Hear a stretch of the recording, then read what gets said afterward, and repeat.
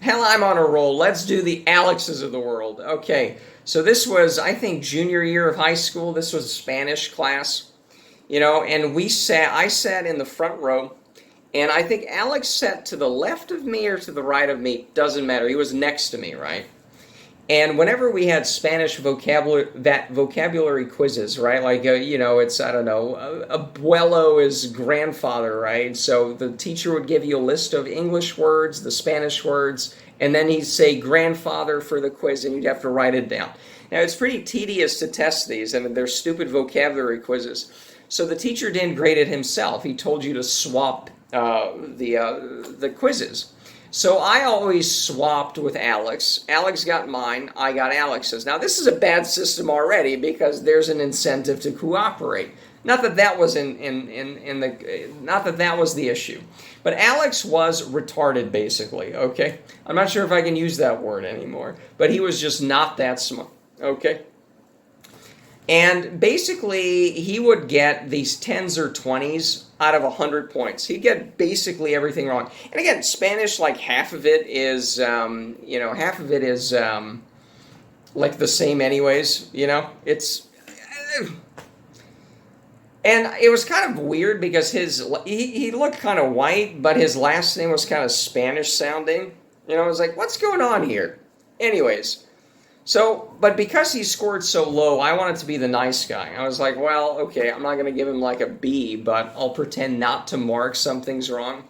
So instead of him getting a 10 or a 20 out of 100 points, he'd get like a 50 or a 60. Like, okay, yeah, maybe next time you could study a little more, but this way it doesn't tank your grade that much, right? And one time he was just so pissed off at me, because I gave him like a 50 instead of like a 10, right? He went to the teacher to complain, right? And I had not been marking a lot of the wrong ones wrong. I just kind of left it or, that sort of thing.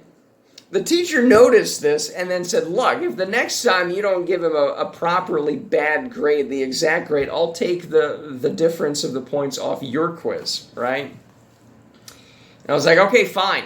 And it's like, how stupid are you, Alex? I mean, you get a 10 out of 100 point, you would get a 10 out of it, but then you don't even realize that I'm helping you. You don't even realize this, right? You don't even realize it.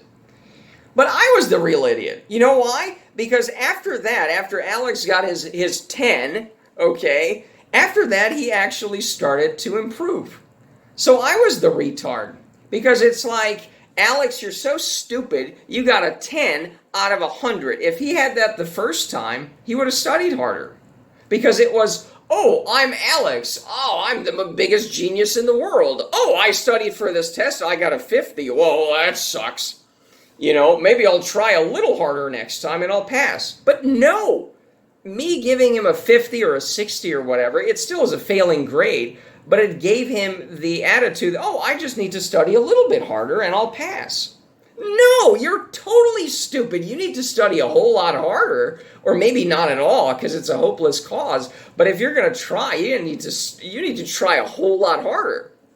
So that, I guess I used to be a liberal then, right? I used to be more of this attitude, oh, just handouts and...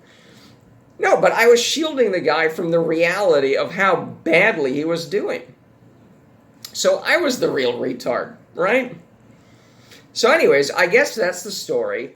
And that's the Alexes of the world,